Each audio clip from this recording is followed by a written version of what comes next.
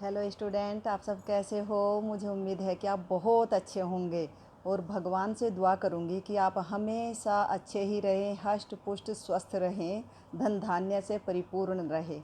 आज मैं आपके लिए कक्षा 10 की हिंदी के संस्कृत खंड का अध्याय 7 लेकर आई हूँ, जिसका नाम है आरुणि श्वेतकेतु संवाद है, अर्थात आरुणि के पुत्र श्वेतकेतु का संवाद। आइए आज इसकी व्याख्या करते हैं। ये है हमारा कक्षा 10 का अध्याय 7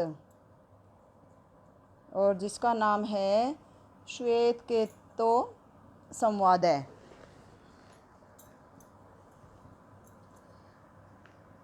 आइए देखते हैं।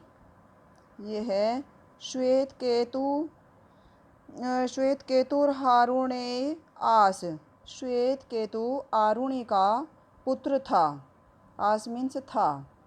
तम है पितोवाच श्वेतकेतु वस ब्रह्मचर्य न वै सौम्यस्मत् कुलीनो अनुच्य ब्रह्मबंधुरिव भवतीति।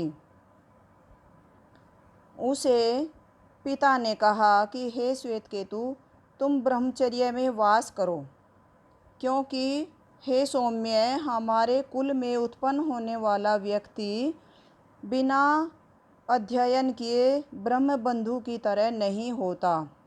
स है 12 वर्षम उपेत्य चतुर्विंशतिवर्ष सर्वान् वेदानधीत्य महामना अनुचानमानि स्तब्ध एवाय तम है पितोवाच।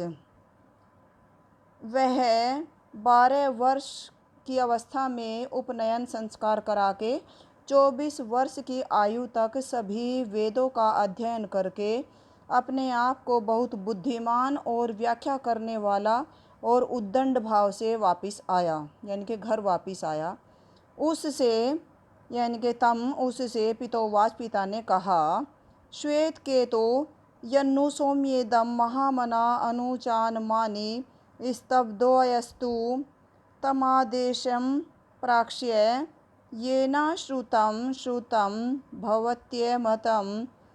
मतं विज्ञातम् इति कथं नु भगवे स आदेशो भवतीति। हे श्वेतकेतु, उसने श्वेतकेतु से कहा कि हे सौम्य, तुम जो बहुत बुद्धिमान और अपने आप को व्याख्या करने वाले और घमंडी स्वभाव से आए हो, क्या तुमने उस आदेश को पूछा है, येन जिससे श्रुतम जिससे सुना भी सुना हुआ हो जाता है, मतम और अमत भी मत हो जाता है, विज्ञातम इति और अविज्ञात भी विज्ञात हो जाता है। कथम नु भगवै से आदेशो भवतीति, वह आदेश हे भगवान कैसा है। इसकी हिंदी देखते हैं एक बार। श्वेतकेतु आरुणि का पुत्र था। उससे पिता ने कहा, हे श्वेतकेतु, ब्रह्मचर्य में वास करो, क्योंकि हे सौम्य, हमारे कुल में उत्पन्न होने वाला पुरुष बिना अध्ययन के ब्रह्मबंधु की तरह नहीं होता।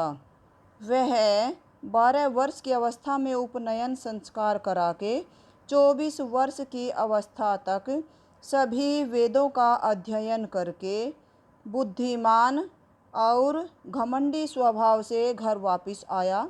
तब उससे पिता ने कहा, श्वेतकेतु को उन्होंने कहा कि हे सौम्य, तुम जो अपने आप को बहुत बुद्धिमान और व्याख्या करने वाला या पंडित समझ रहे हो, क्या तुमने वह आदेश प्राक्ष्य पूछा है, क्या तुमने वह आदेश अपने गुरु से पूछा है, ये न जिससे अनसुना भी सुना हुआ हो जाता है और अमत भी मत हो जाता है, अविज्ञात भी विज्ञात हो जाता है। हे भगवान, वह आदेश कैसा है। यदि मेरी वीडियो अच्छी लगी हो तो प्लीज़ लाइक करना, सब्सक्राइब करना और शेयर करना। मैं सविता पवार आपके लिए जल्दी ही इसका आधा भाग लेकर आऊँगी। ये श्वेत केतु संवाद का पहला भाग है, दूसरा भाग अभी लेकर आऊँगी। धन्यवाद।